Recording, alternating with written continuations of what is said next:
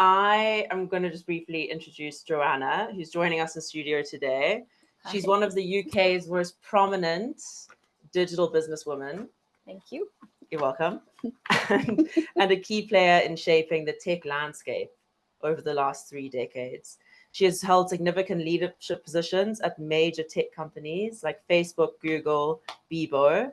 She's also played a pivotal role in Facebook's global expansion as VP and Managing Director for Europe, Middle East, and Africa. Correct. Big job. Beyond the tech world, Joanna has been a powerful advocate for responsible innovation, serving as the First Minister for Internet Safety and Security in the UK and as the life peer in the House of Lords. As someone that's been involved in the industry for decades, in the digital industry for decades, we know the digital industry, well, I think of the digital industry as like relatively new. You have a different experience. So can you chat to us about how you got into the space and... Yeah, back in 1985, I was a grad student in Washington, D.C., and I needed to make money to pay my way through school. So I got a job in a startup company called National Digital. It's in the name, digital. And what we were doing, we were the first company that was digitizing images from a war zone that were like hard copy images, sending them over phone lines for the first time for printing in the national newspapers. When I finished my master's degree, I packed up my Oldsmobile, my little car, and drove all the way across the US. And I'd met an Israeli entrepreneur who started a company in Silicon Valley. And I met him at a conference and he said, well, when you finish your degree, contact me and I'll get you a job. So I showed up in Silicon Valley thinking I had a job. And of course, I knocked on the door, I couldn't even get in. Oh. But I found in the newspaper an ad for a job at that company. So I applied. And about 3 weeks later, I got the job. So it was my first product management job of a chip company making, what were called ASICs, chips that were application specific in those days around graphic workstations and things. So early, Silicon graphics type workstations. So I worked there for 10 years in that company. And I became VP of Production Systems. So I was running a manufacturing operation globally. I worked my way up 10 years, fought hard. But I was really grateful for that decade because I built products that had to scale and that we had to ship internationally and had to be robust enough that they were going to run systems that, had to run, very reliably in telecoms and various other places. So it was a really great baptism of fire into how, systems had to operate and how you had to build technology for scale. So that was a really interesting thing. And then the dot-com crash, the dot-com era started. So I jumped out and took my first CEO job. I was, I was like 32 years old. I got a CEO job running a company, 35, I guess it was, running a company called Vion, which were the first people to put interactive links within video streams. We were doing compression, decompression algorithms for audio and video online. And then we sold that company to Philips. And the other company that was about to buy us was a company called Real Networks, which, remember in the old days, there was a real player on your computer. So this was the first company that gave the internet a voice and video. And they didn't buy the company I was running, but they bought me. So they gave me a job here to run international outside of London. So that's how I found my way. I left Silicon Valley after 15 years and came here to run Real Networks International. And then from Network Appliance, I went to Google. And then the rest of the history is much more known. Like Facebook? Yeah, well, Google, I was in Google for 3 years. And then I took a job in another CEO role at Bebo, which was one of the original social networks. Yes. We were competing with Facebook and Friendster and MySpace at the time. And I ran that company and sold it to Time Warner. For $850 million. Yep, for $850 million. But what we did there that was different is these were the days when Facebook was competing with MySpace and us. And so we all had about 50 million users. So I was like, how can we build our product so that it's different from and differentiate our offering from everyone else? And we were doing media. So we were the first company that was doing kind of Netflix style series online. Okay. So we started, we created a program called Cape Modern, which was the first BAFTA nominated original content series. We didn't win the BAFTA, but we were nominated. Anyway, the reason Time Warner bought it is we had, 7 or 8 of these, kind of Netflix style series. And so they bought it because we were calling ourselves a social media network. Because before that, it was just social networks. Okay. So we coined the phrase social media. And we were the first company to do like online streaming of content. It's amazing. Yeah. So you were the architect. Well, I've read that you were the architect behind that major 100 million, hundreds of 850 millions, million. 850, yeah. well, hundreds and hundreds and hundreds of millions yeah. of dollars. So you're the architect behind that deal, and you are known as like an expert deal maker. Yeah, I've sold a few companies. I've sold 3 companies I was running, and then I've gone public in 4 other companies that I was involved in. So, but then didn't Bebo end up like, once you'd sold it or something, it didn't end up actually, it like crashed in a way? What stopped it becoming the next? I'll tell you what happened is in the early stages of a new market, like it's really hard to determine what your business model is going to look like. So there was now in Netflix, we all pay a subscription fee. In those days, everyone said it had to be ad funded. So we were trying to ad fund a subscription model. Now the subscription model has proven to be the right model, but we were doing the ad funded model. And then what Time Warner bought it, but when they divested it to AOL, when they divested Time Warner and AOL split, AOL became an advertising driven company. So they wanted to do advertising versus subscription. And you can't really sell content that way. Yeah. So it went back to a more traditional website style approach. And they let I had Bebo, I had AIM and ICQ were my products as well.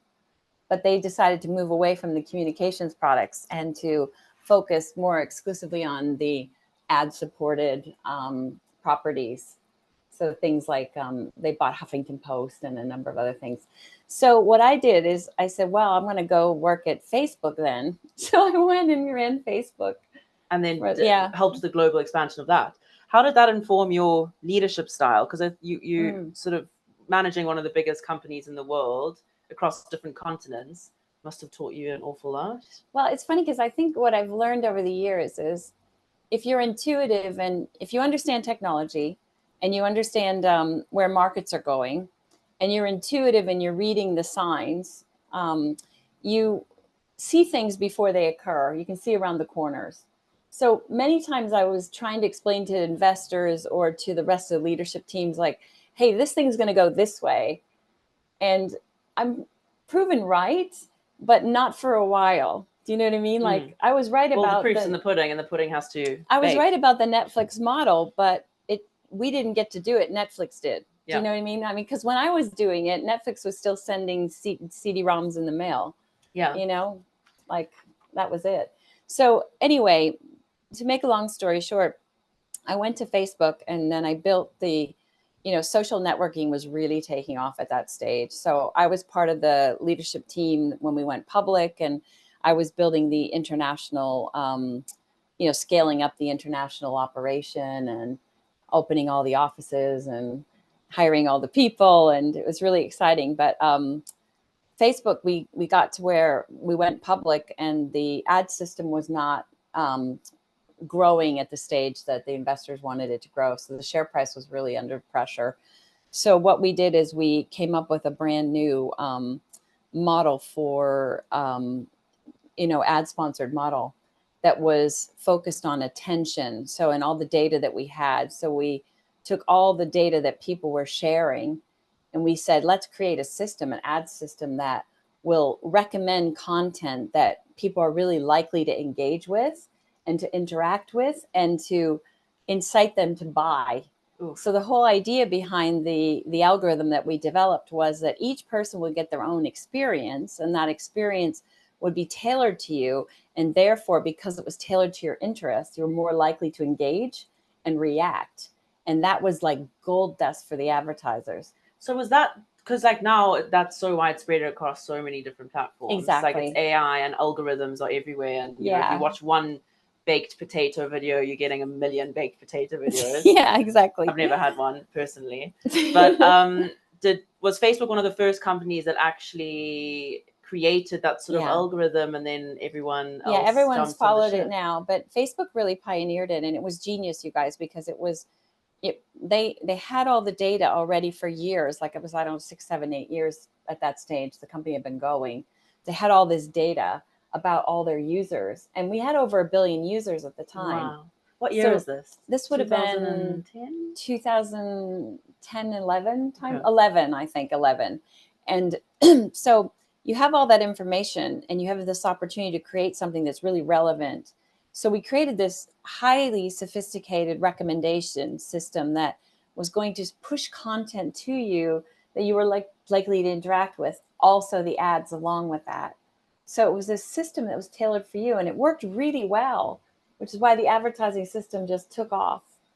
But we didn't understand at the time the unintended consequences. We didn't realize that what is amplified by the algorithm is what is extreme in many cases, what is provocative, what is, you know, gets your emotions going. Yeah. And now today, when you think about where we are in society and how polarized we are, and how people are reacting to politics and various other things, and they react online to a post that's maybe not even true, because you've been programmed over time to think and to believe a certain way. So I saw something that Jack Dorsey had recorded at the Oslo Freedom Forum a couple months ago.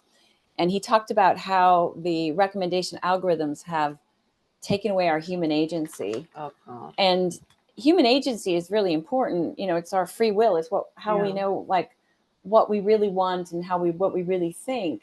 But we're being programmed by the algorithm, and it's really it's showing itself in the way society has been polarized. So one of the things I've been working on for the last decade is AI and disinformation. So I left Facebook kind of slightly disillusioned, and I went to work for government. Now, that was something I always wanted to do. When David Cameron was elected, I convinced Mark Zuckerberg to fly over and go to see him. And the first thing he said to me was, there's a real problem with your platform, your product, because kids are being groomed for sexual exploitation on the platform. And he said, you guys need to fix that. And I took it on as the executive in charge of the region. So I took on a project, and I started working with the UK National Crime Agency. And I really started delving into the issues and what was happening. Now, I knew and was familiar with this because as the CEO of Bebo, we also were a social network aimed at younger people. So we were quite attuned to being careful about kids being groomed online for sexual purposes. And we were a very forward-leaning organization at Bebo.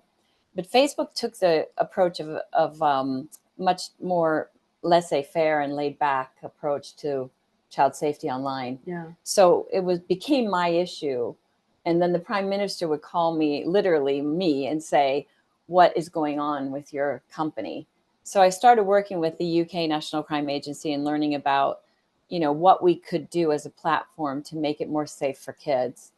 And to be honest, I got a bit frustrated that the company wasn't making the right moves. And one day in a strange moment, I got a phone call from Number 10, and they asked me if I would come in and run the digital economy unit at Number 10. And I said, okay. So I didn't really think it through, but well, the first minister for internet safety and security, that's a major role, because you don't have a blueprint either. You're not looking at someone that's done that beforehand. You really are navigating uncharted territory and around really, really sensitive topics. Well, and the thing is, the UK government at the time was very forward-leaning on these issues, and created a position first in the world of a minister for internet safety and security. So, you know, cybersecurity was starting to be a big thing. You know, on safety online was going to be, was becoming a really big issue, you know, and so I feel like it was a privileged position, but it was difficult because there was no counterpart in any other government. So like when I would go to the US, I would have to work with someone from the Justice Department. somebody from the Homeland Security. If it was an investigation, it would be someone from, the White House and policy. But I had everything in one sort of team. So it was quite interesting. And I do think the model was very smart. And I went on to stay for, 5.5 years in government, serving under 2 prime ministers. And one of the biggest challenges, the other thing I work on quite extensively for the last decade is disinformation and online radicalization. And I became the minister in charge of trying to understand why young people in the UK were being recruited for radicalization to travel to Syria and fight for the Islamic State. Yeah. So that was a really big issue at the time. And so we were trying to, as a government, understand how on social media a kid could go from not knowing anything about the Islamic State to traveling like a week later with the belongings they had and traveling to Syria to become a ISIS bride. It was crazy. So we started looking at how do we analyze all the public posts to understand where these threats are coming from, what is the language of extremism, how are they recruiting kids, and why are kids falling into this? So we had a team of engineers and external people, run by GCHQ, and we built the first AI systems that analyzed the language of extremism. And we built what were called at the time, it's quite primitive now, but classifiers. So we built classifiers that understood 8 different types of extremism online. Wow. And we were using those to understand, far-right extremism, Islamist extremism, and trying to create policies and plans to address that and how it was radicalizing people inside the UK. Wow. And then we would share that with our partners in other governments. And what I learned in that process was that the power of a large language model and how you could, now, years later, we have ChatGPT and everyone's using them regularly. But at the time, it was very complicated to actually, because the compute took a lot of compute to ingest all the world's public posts and to analyze it for these various types of extremism. So it was a huge technology project that we undertook. And, but it got me into AI and learning and understanding, the language, how language could be used and narratives could be developed to actually recruit and radicalize people for extremism. Yeah, that's really, really important work and quite forward thinking. Yeah, it was at the time. Very, and we did offer our technology to the companies, but they weren't interested. Well, that brings me onto my next question. We said you can have it for free. Yeah, because it's all yours. Well, I think back in 2013, it maybe wasn't like glaring them in the face as much. It maybe was easier to ignore. 2016 by now, yeah. Okay. Yeah, but yeah. But I think now it's not even that long ago. It's crazy. It was only 5. Bad math. I'm not going to do that. But what I wanted to know is what 8 role. years. 8. Sorry. Yeah, that's okay. Okay. So given the work that you did in internet safety, what role do you think big tech companies need to play today in addressing that? What aren't they doing? What are they doing terribly? What are they doing right? Well, I feel like it's really interesting because big tech, as I described, the reason I went through that whole process of describing how the algorithm works is because in terms of keeping people safe online, understanding how that works is absolutely vital to solving the problems. Many harms and crimes are result in people being manipulated to do something, to act. So you have a lot of young people who are cutting themselves. They're pushed into self-harm groups, and they're shamed if they don't harm themselves enough. Like, you're not tough enough, you're not strong enough. And there have been a lot of cases where young people have committed suicide or gone too far. There's a lot of cases where young people have been manipulated into starving themselves because of body issues and various other things, and groups that come together that do those types of things. One of the biggest problems in the UK right now and around the world is sextortion, where criminal gangs of people are using, grooming kids online for sexual purposes. They're pretending to be someone their age, and they're making friends with them, and they're reaching them, and over time they're gaining their trust. So you think I'm a young boy, and I think you're a young girl, or I know who you are because I'm recruiting you. And then you basically upload a photo of yourself, and then I extort you for money. And this happens. There's been so many cases around the world. I dare to say even the numbers, but kids committing suicide because they're afraid to tell their parents that they've run into this. They've shared a sexually explicit image of themselves. Those people will actually blast it out to the friend group and share it with everybody online and humiliate them. And then we've got the situation where AI is generating, there's nudify sites now where kids are being nudified, where it takes a picture of you and it's not even them. Your body shape, and it sort of says, well, this is what you probably look like naked, but then they share it with everybody. It looks so authentic. It makes people think it's real. So you're back to your question is, what is the role of technology companies? We've got a really difficult situation right now because you've got a business model that relies on these algorithms, and there is no incentive for companies to stop using them. And you've got young people being harmed, or people of all ages, to be fair, being harmed. And whether it's scams, criminals, coming and scamming money from people, or manipulating them into giving money because of these stories they tell, or whether it's sextortion, or people being groomed for trafficking and various other things. There's no incentive on the company's part to solve this problem because that incentive is so lucrative. And by the way, all the big platforms are now moving into AI, and they need the sustaining business model to feed their investments in AI because, building the next AI models and systems is very expensive. So you need the huge amounts of compute. But that's not good. So we've got a very difficult situation where it's a misalignment of incentives, where the business model is the problem. Like in politics, they always say, in elections, it's the economy stupid, was the phraseology people say. Like, if you're running a campaign, you always have to focus on the economy because that's what makes people vote, because it affects them deeply. In the case of social media, it's the business model.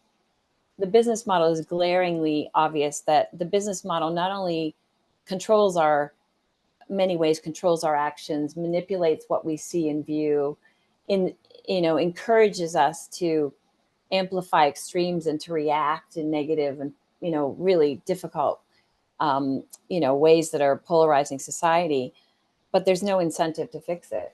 But surely it's the responsibility of the technology companies to develop technologies that prioritize safety, privacy, employee ethics. Surely that's a no-brainer. Well, if you listen to the public statements of all the major platform companies, they talk about the amount of people they have in trust and safety. They talk about the amount of money they're spending in trust and safety. And governments are frantically trying to legislate to combat these emerging and prolific harms and crimes against citizens. But it's really difficult for governments to keep up and to understand what to do. And whenever governments try to react, it's like, oh, you're asking companies to be censors, to surveil our information, and to intervene. And so the reality is that it's a catch-22, because if you're a believer in free speech and privacy, this kind of regulation where you're asking a company to monitor and to mediate those decisions, you're creating an impossible situation if you believe in free speech. So it's a really difficult thing. But the reality is it comes back to the business model. And there's no incentive to fix it because it's so incredibly lucrative. Sorry. It's okay. It's not your fault. It is what it is. It's crazy. So that leads on to my next question, which you are a member of the Transatlantic Commission on Election Integrity. Yes. Which is an initiative by leading figures in politics and tech to address the question of foreign interference in elections. So what are your top concerns regarding the US elections right now in terms of in that space? And how are you going to combat them? And well, one of the things I'm working on right now is a political documentary that will hopefully, if everything comes together, we'll finish by the end of January. So we started last year with the Slovakian election, where an AI deep fake actually influenced the outcome of the election. And we started following this year in 2024. For whatever reason, there were more elections on the cards this year than in any other time in history. Over 50% of the world's population are voting in elections. So it's been a really pivotal year.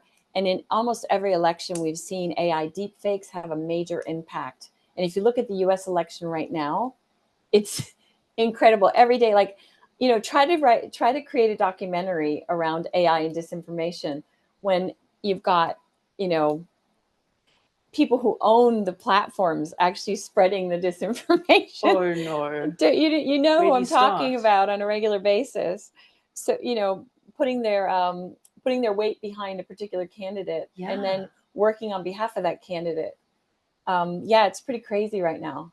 So the big thing people talk about right now is AI is immensely powerful into creating fakery, like convincing us that we see something. You believe what you see and you believe what you hear.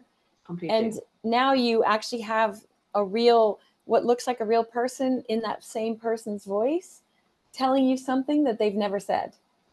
And it's hard to decipher. Even I've been tricked by things that I've shared with people that turned out to be fake. And so we have to elevate our awareness and understanding for what's fake. So there's a lot of conversation right now about what AI companies can do to create guardrails. Like, for instance, all the major foundational models, the main ones, are put guardrails in place that stop you from, creating an AI deepfake of the current prime minister, for instance, because that's really serious.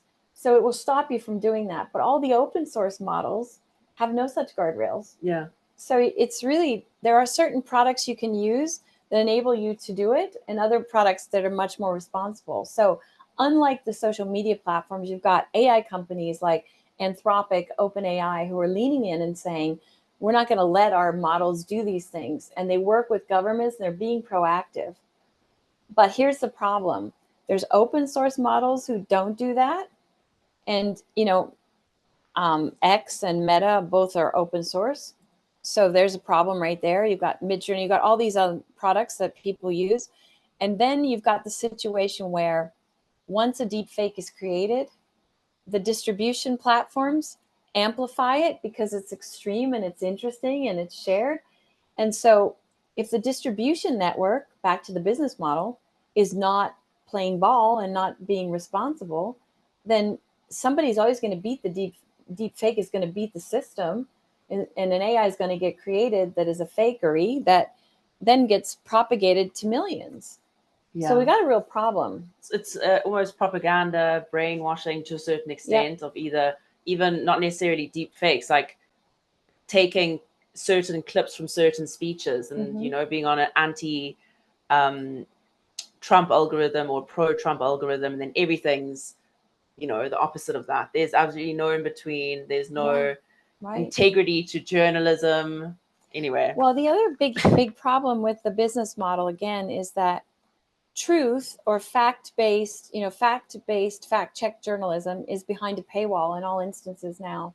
So in order to pay for the newsroom, you need to pay a subscription. So the ad model is so powerful that all the ad dollars have gone to the social networks that use that model. So journalism is really stuck. So high quality fact-check journalism costs money. Yeah. So you almost like the truth has become a luxury good. So there's a gap. There's a truth luxury Truth gap. has become a luxury good. Think about it for a second. Like, That if you don't have a lot of money and there's inflation right now and people are struggling financially, you're not going to pay, $10 a month or, $20 a month for something. No. You can't. No. Like, and so what happens is people just don't pay for anything. So they're only getting their news through social media. An algorithm on a reel or. So Harvard just did a study they published a couple weeks ago where young people between the ages of 18 and 34, 75% of them get their news from either TikTok, Instagram, or YouTube. Mm-hmm. And then only 25% of them get news from other sources. Mm-hmm. That's it. So nobody pays for news. So all this high quality journalism that's fact checked is behind a paywall and not being read. Yeah. And all we're getting is this algorithmically amplified garbage. And this is where we are. No one really has control over. No one has control over. And again, there's no incentive to control it because it's a money-making machine. Yeah. So that's where we are. Well, that's awfully harrowing. Sorry. It's okay. But the thing is, the world doesn't understand this. So governments, right? They're trying to legislate and they're just running up against a buzzsaw, right? They're like, well, we're going to do this. And then the privacy advocates come out and say, well, we don't want that because you're affecting our privacy. But then governments are like, well, what are we supposed to do? And, the companies are having a laugh because they're just like, oh, they're just making money. Hand over fist. Yeah. And there's no incentive to change it. So it's a dire situation, really. I could honestly sit here and actually, I don't know if I could sit here and talk to you for ages because I wouldn't sleep tonight, but I also could. We didn't talk about WeProtect though. Oh, yes. We have to talk about the WeProtect Global Alliance. Okay. So one of the things that I've done to sort of combat this issue around the fact that, these are transnational issues involving companies that are have more revenue than the GDP of most countries. Okay. So this is the issue. So they're as powerful as countries, but they have no, they're not responsible or accountable to citizens. Yeah, exactly. So what have I done? So 10 years ago in December, I started an organization called the WeProtect Global Alliance. And I said, let's at least unite the world around a non-controversial issue, which is let's stop online child sexual exploitation. Everyone can agree. Can we at least agree on that? Wrong. Yeah, exactly. It's like, come on. Yeah. So we started this organization and we now have 103 governments all working in partnership to combat online child sexual abuse and exploitation. And I'm really proud of the fact that over 10 years, we have done a lot of great work.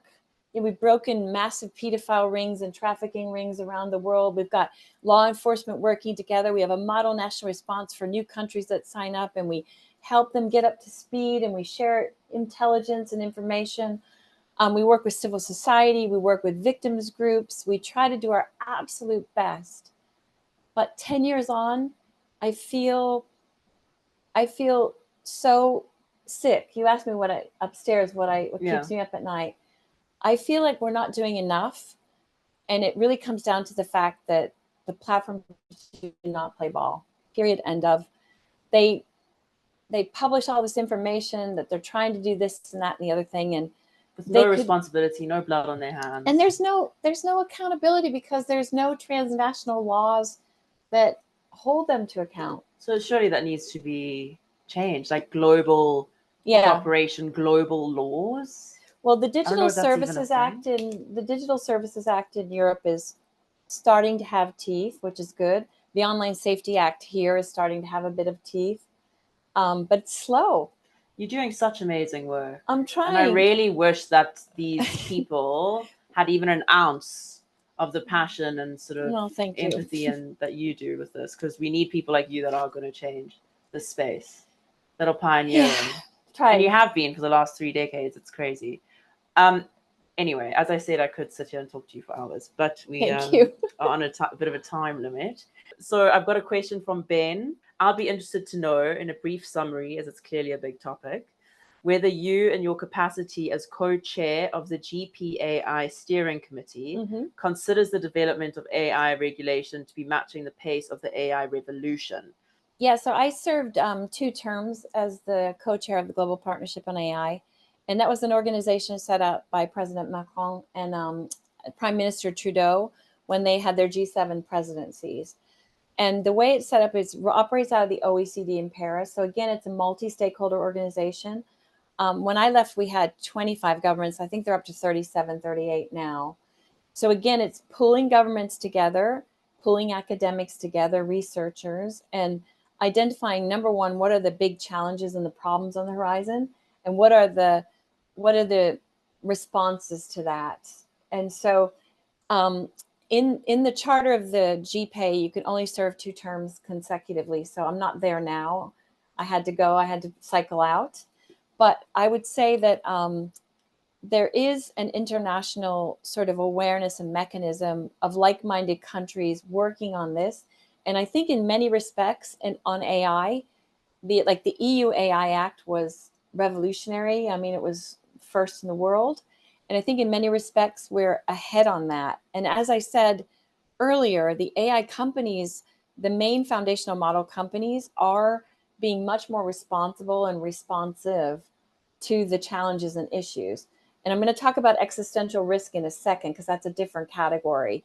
But in terms of the use and deployment of AI today, I think we have a very good consensus about what should be done ethically, legally, and the laws are catching up, but there is a real sort of responsible nature to this. And I'll tell you why. Because AI products are products that people use, and they governments can hold them to account, whereas social media platforms are protected by something called Section 230 of the Communications Decency Act, which means that they are considered a dumb pipe. They're considered a pass-through mechanism, and they can't be held accountable for what is hosted on their platforms. So this is the nuance. So the legalities around the internet were, in order for broadband to take off, we had to create a system whereas the broadband provider wouldn't be responsible for what someone was sending over that line, over that wire. And that's why it was set up that way.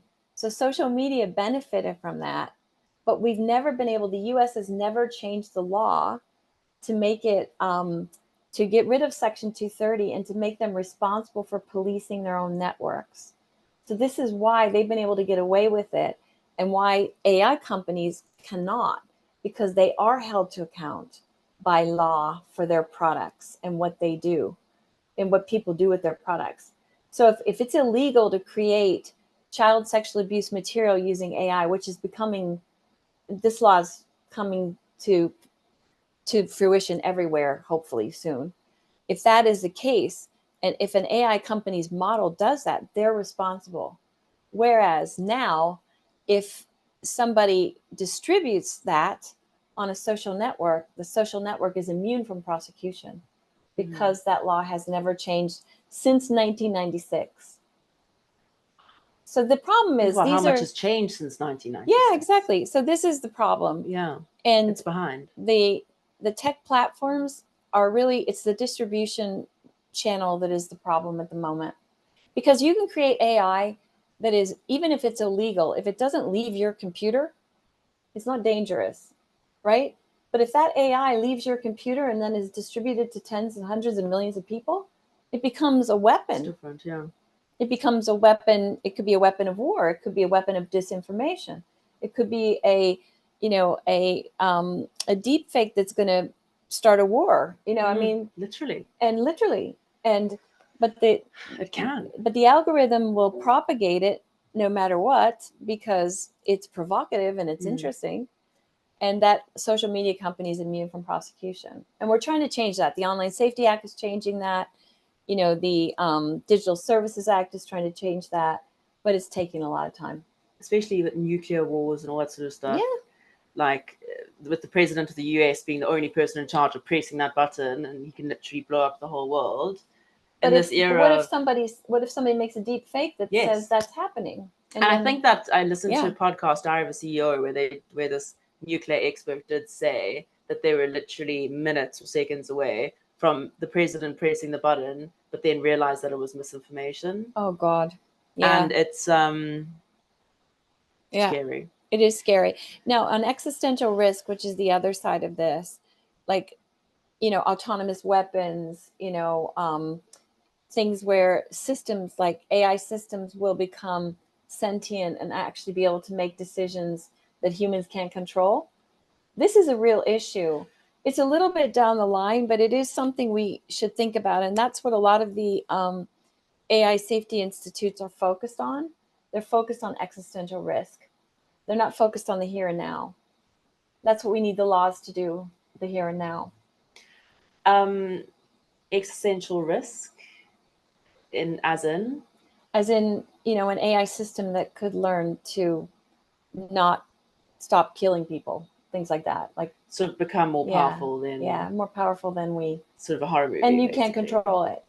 Yeah. What are the odds of that actually even happening? Oh, very real. Is it quite likely? Yeah. Yeah. Which is why the foundational models have to be submitted for testing now. And the AI companies are, as I said, they're being responsible. Like, you know, there was a deal that was done just this week where I know OpenAI and Anthropic have both said that they will submit all of their models for government inspection. They'll be transparent about how they operate, because nobody wants to be responsible for that. You also asked me what keeps me up at night, and I said politics at the moment keep me up, because we're in a sliding doors moment here. Yeah. If certain people win elections, things go one way. If other people win elections, they go a very different way.